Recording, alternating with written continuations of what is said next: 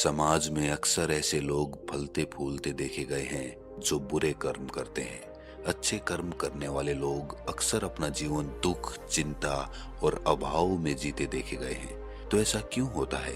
क्यों अच्छे कर्म करने वाले को अच्छा फल प्राप्त नहीं होता है और इसके विपरीत बुरे कर्म करने वाले किस प्रकार अपने जीवन में संपन्नता, खुशी, पैसा और सुख और ऐश्वर्य भोग पाते हैं? आपके मन में सारे उठे हुए सवालों के जवाब आपको इस बोध कहानी में मिलेंगे। कहानी छोटी सी है मगर मन के सभी संशय, सभी शक, सभी संदेह दूर करने वाली है। प्राचीन समय की बात है। एक बहुत बड़ा सम्राट हुआ करता था जिसके अधीन बहुत सारे राज्य आते थे। अपनी प्रजा को हमेशा सुखी रखना ही उसका एकमात्र कर्तव्य रहा करता था। लेकिन धूप और छांव की तरह जीवन में उतार चढ़ाव आते रहते हैं। हमेशा इंसान को वो हासिल नहीं होता जो वो सोचता है। कई बार परिस्थितियां विपरीत हो जाती हैं और ऐसी ही परिस्थितियां उस सम्राट के सामने खड़ी हो गई थी। इतने वर्षों से जो प्रजा अपने धर्म का पालन करते हुए आ रही थी, अब वही प्रजा बागी हो गई थी। प्रजा में लूट, चोरी, डकैती और नफरत बढ़ने लगी थी और इसी वजह से उसके राज्य में अशांति फैलने लगी थी। सम्राट दिन रात चिंतित रहने लगा। उसे समझ में नहीं आता था कि वो अपनी प्रजा को किस प्रकार का उपदेश दे, किस प्रकार उन्हें समझाए कि मेहनत करने से ही जीवन में असली खुशी आती है। चोरी करना, डकैती करना, दूसरों से घूस लेना, रिश्वतखोरी या फिर दूसरों का हक मारना, ये सब बुरे कर्म होते हैं और इनका नतीजा भी बुरा ही होता है। लेकिन सम्राट तो ये बात समझ रहा था और जब वो अपनी प्रजा को ये बात समझाने की कोशिश करता तो उसकी प्रजा उसकी बात को समझ ही नहीं पाती थी।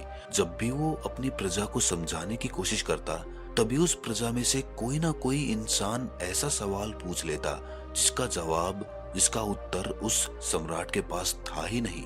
आखिरकार बहुत सोच विचार करने के बाद भी जब सम्राट को इस प्रश्न का कोई उत्तर नहीं मिला तो उसने अपने राज दरबार में सभी विद्वानों की, सभी मंत्रिमंडल की एक सभा बुलाई और इस प्रश्न को सभी के सामने रखा और सबसे इसका उत्तर पाने की आशा जताई और कहा कि अगर कोई विद्वान इस प्रश्न का उत्तर दे सकता है तो मैं अपनी प्रजा में खुशहाली पहले की तरह वापस ला सकता हूँ। इसीलिए जो भी विद्वान या जो भी मंत्री इस प्रश्न का सही जवाब देगा, मैं उसे 10,000 सोने की मुद्राएं अपनी तरफ से भेंट करूंगा।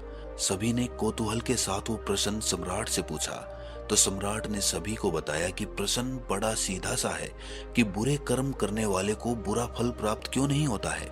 मेरी प्रजा मुझसे यही जानना चाहती है कि अगर डकैती, चोरी, घूसखोरी या फिर दूसरों का हक मारना बुरा कर्म है तो ऐसे लोग अच्छा जीवन क्यों जीते हैं, और जो लोग कोई भी बुरा कर्म नहीं करते वो जीवन में इतनी परेशानी क्यों झेलते हैं। सम्राट ने सभी से याचना की कि मैं कोई ऐसा उत्तर चाहता हूँ ताकि अपनी प्रजा के बीच पहले की तरह व्यवस्था कायम कर सकूं, उन्हें सही धर्म का मार्ग दिखला सकूं, उनके सामने साबित कर सकूं कि बुरा कर्म करने का नतीजा बुरा ही होता है। लेकिन मेरे पास इसका कोई ऐसा तर्क नहीं है जो मैं उन्हें दे सकूं और इसीलिए मेरी प्रजा के ज्यादातर युवा मेहनत करने की जगह चोरी, डकैती या फिर इसी तरह के दूसरे बुरे कर्मों में फंसे हुए हैं। मैं उनको बाहर निकालना चाहता हूँ, अपने राज्य में फिर से शांति कायम करना चाहता हूँ। कोई भी विद्वान जो अपने तर्क से मुझे संतुष्ट कर देगा, मैं उसका बहुत बड़ा आभारी रहूंगा। उसके इस उत्तर के लिए मैं और मेरे राज्य की सारी प्रजा हमेशा जीवन पर्यंत उसके कृतज्ञ रहेंगे।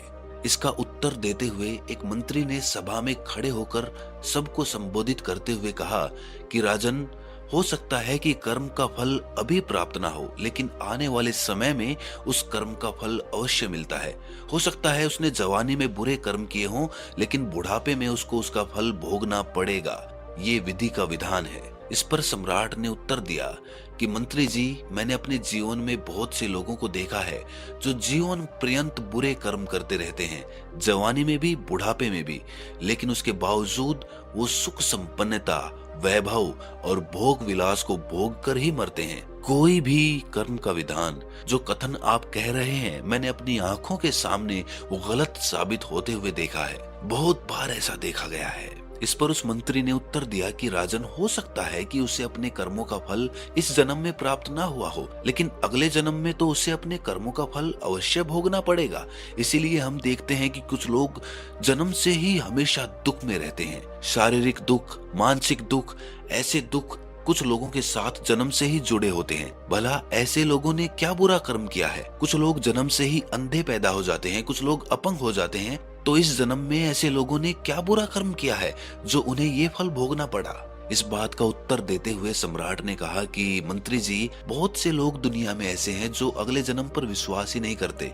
तो क्या ऐसे लोगों को कर्मों पर विश्वास ही नहीं करना चाहिए? क्या उनके लिए कर्मों के कोई मायने नहीं है? अगर इस जन्म में ही कर्मों का फल प्रामाणिक रूप से सबके सामने मिले, तब तो लोगों का विश्वास कर्म के सिद्धांत पर कायम हो। लेकिन अगर उनके सामने जीते जी उस कर्म का फल आए ही ना, तो भला लोग कर्म के सिद्धांत को मानेंगे ही क्यों? और मुझे तो अपनी प्रजा को समझाना है। भला मैं अपनी प्रजा को ये तर्क देकर किस प्रकार समझा पाऊंगा?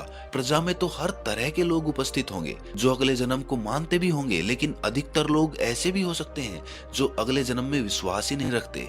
भला उन लोगों को मैं कैसे संतुष्ट कर पाऊंगा? सम्राट का ये उत्तर सुनकर एक और विद्वान सभा में खड़ा होकर उत्तर देता है कि राजन, हो सकता है कि एक बुरा कर्म करने वाला मनुष्य जीवन पर्यंत सुख से रहे, लेकिन उसकी आने वाली संतान तो उसके कर्मों का फल भोगेगी।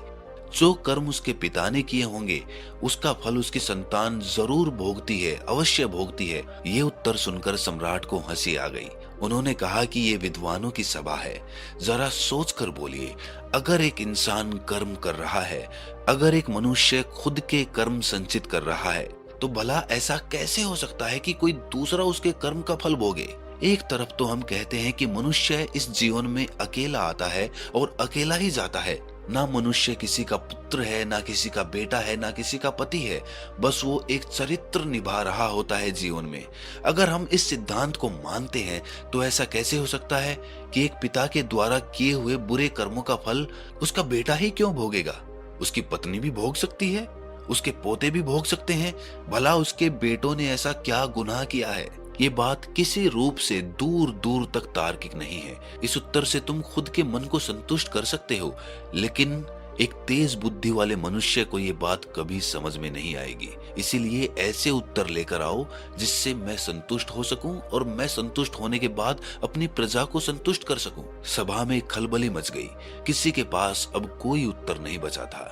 लोग एक दूसरे का मुंह ताक रहे थे कि तभी उस दरबार में एक भिखारी आ पहुंचता है। फटे पुराने कपड़े पहने हुए वो हाथ जोड़कर उस सम्राट के सामने खड़ा हो जाता है। विद्वान उसे देखकर क्रोधित हो जाते हैं। वो सम्राट से कहते हैं कि राजन, आपने यहाँ विद्वानों की सभा बुलाई है, यहाँ पर ये भिखारी क्या कर रहा है? ये सुनकर सम्राट अपने दरबारियों को बुलाकर पूछता है कि तुमने इस भिखारी को राज दरबार में क्यों घुसने दिया? तब दरबारी कहते हैं कि राजन, हमने इसे रोकने का बहुत प्रयास किया, लेकिन ये बार बार कहता रहा कि जो प्रश्न सम्राट के मन में उठ रहे हैं उनका जवाब मेरे पास है, उनका मैं उत्तर दे सकता हूँ। अगर मैं एक बार राज दरबार में पहुंच गया और इसके बार बार याचना करने पर हमने इसको अंदर आने दिया। ये सुनकर सभी विद्वान जो सभा में उपस्थित थे और सभी मंत्रिमंडल ठाके मार मार कर हंसने लगे। उन्होंने कहा कि जिस प्रश्न का जवाब इतने बड़े बड़े विद्वान नहीं दे पा रहे, उसका जवाब भला एक भिखारी कैसे देगा? भिखारी के चेहरे पर मंद मंद मुस्कान थी। उसके मन में किसी के प्रति कोई ईर्ष्या भाव नहीं था।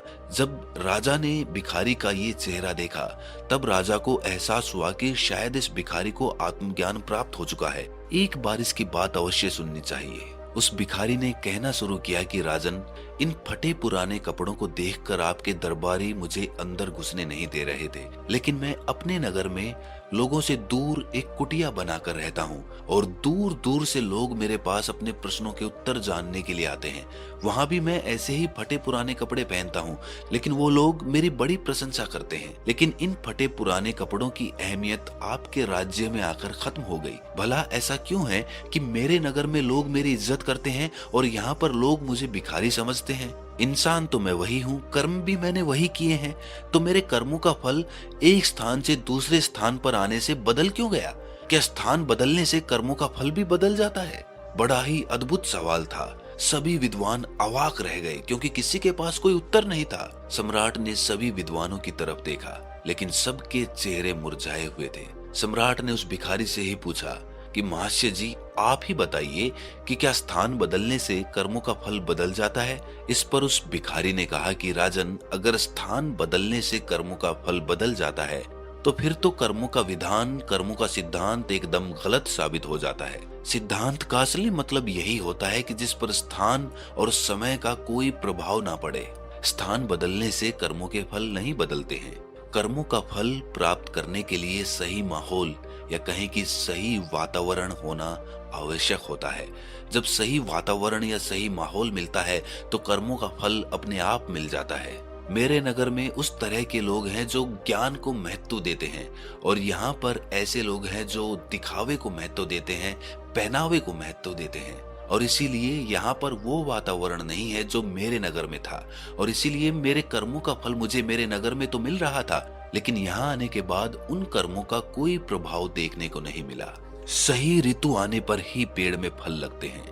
सम्राट को भिखारी की बात कुछ कुछ समझ में आने लगी थी और वो पूर्णतः उस बात को समझने के लिए उस भिखारी से कहता है कि महाशय जी, आप बड़े ही विद्वान मालूम पड़ते हैं। मैं आपकी बात का आशय कुछ कुछ तो समझ रहा हूँ, लेकिन पूर्णतः समझने के लिए आपको उदाहरण के माध्यम से मुझे समझाना होगा। अपनी बात को पूरी तरह से आपको स्पष्ट करना होगा, तभी सब लोग यहाँ पर आपकी बात को पूर्णतः समझ पाएंगे। वो भिखारी कहता है कि राजन, मान लो तुमने एक पौधा लगाया, उसमें अच्छा पानी दिया, अच्छी खाद दी, लेकिन उसके बावजूद उसमें फल नहीं लग रहे, तो क्या इसमें तुम्हारे कर्मों की कोई कमी है? तुम तो अपने कर्म कर रहे हो लेकिन उसमें फल फिर भी नहीं लग रहे। इसका क्या कारण हो सकता है? इसका कारण सिर्फ यही होता है कि तुमने तो अपना कर्म कर दिया। अब वो पौधा पेड़ बनेगा और सही ऋतु आने पर ही वो फल देगा। वो ऋतु उस पेड़ के लिए माहौल है, वातावरण है। जब सही वातावरण उसे मिलेगा तो अपने आप उसमें फल लगने लगेंगे। लेकिन वो ऋतु आने से पहले ही तुम सोचने लगो कि मेरे कर्मों का फल तो मुझे मिला ही नहीं और तुम निराश हो जाओ, तो इसमें तुम्हारी कमी है, क्योंकि सही वातावरण अभी मिला नहीं है। सही वातावरण, सही माहौल यानी कि सही ऋतु आने पर उसमें फल भी लगे। एक व्यापारी जितना मुनाफा आपके नगर में सामान बेचकर कमाता है, हो सकता है किसी गांव या किसी पिछड़े इलाके में जाकर वो उतना मुनाफा ना कमा पाए। आदमी तो वही है, कर्म भी वही है, तो फल भी उसे वैसा ही प्राप्त होना चाहिए था। जगह बदलने से माहौल और वातावरण का फर्क पड़ता है। सम्राट ने भिखारी से प्रश्न किया कि महाशय जी, एक बात बताइए, कर्मों का उचित फल प्राप्त करने के लिए वो वातावरण किस प्रकार से तैयार किया जाए? क्या हमारे वश में होता है कि हम वो वातावरण तैयार कर पाएं, वो माहौल पैदा कर पाएं?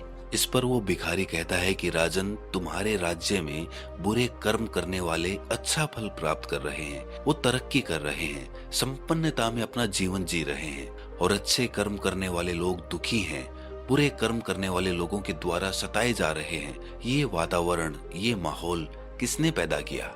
इसके पीछे जिम्मेदार कौन है? इसके पीछे राजन तुम्हारी व्यवस्था ही जिम्मेदार है।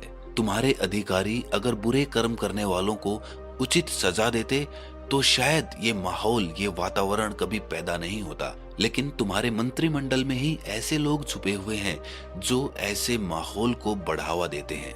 रिश्वतखोरी, घूसखोरी, धोखाधड़ी, ये सब तुम्हारी नाक के नीचे चल रही है और इसका जवाब तुम बाहर ढूंढ रहे हो और तुम पूछ रहे हो कि ये माहौल कैसे बदलेगा। अरे तुम्हारे हाथ में ही तो है ये माहौल बदलना। अपने मंत्रिमंडल में ऐसे लोगों को सम्मिलित करो जो ईमानदार हो, जो अच्छे कर्मों का महत्व जानते हो। अगर तुम ये माहौल नहीं बदलोगे तो प्रकृति खुद बदल देगी, क्योंकि जब भी अधर्म अपनी अति पर चला जाता है तो धर्म फिर से स्थापित किया जाता है। जब नदी में जल स्तर बहुत ज्यादा बढ़ जाता है तो नदी का पानी छिलकने लगता है, नदी में बाढ़ आ जाती है और तब नदी अपना एक नया रास्ता बनाती है जिस पर वो आने वाले अनंत सालों तक बहती रहती है। उसी प्रकार जब अधर्म बहुत ज्यादा बढ़ जाता है तब धर्म को फिर से स्थापित होना पड़ता है। चाहो तो तुम इस माहौल को पहले ही बदल दो, वरना तो तुम्हारी प्रजा अपने आप बदल देगी। वो तुम्हारे खिलाफ क्रांति कर देगी और तुम्हें इस राजगद्दी से उतारकर किसी ऐसे सम्राट को बिठाएगी जो ईमानदार होगा, जो कर्मों के महत्व को जानता होगा, जो अपनी प्रजा में सुख शांति की फिर से व्यवस्था कर पाएगा। क्योंकि बदलाव प्रकृति का नियम है। अगर तुम अपने काम करने के तरीके में, अपने कर्म करने के तरीके में बदलाव नहीं करोगे तो लोग करेंगे, ये प्रकृति करेगी और बदलाव होकर रहेगा।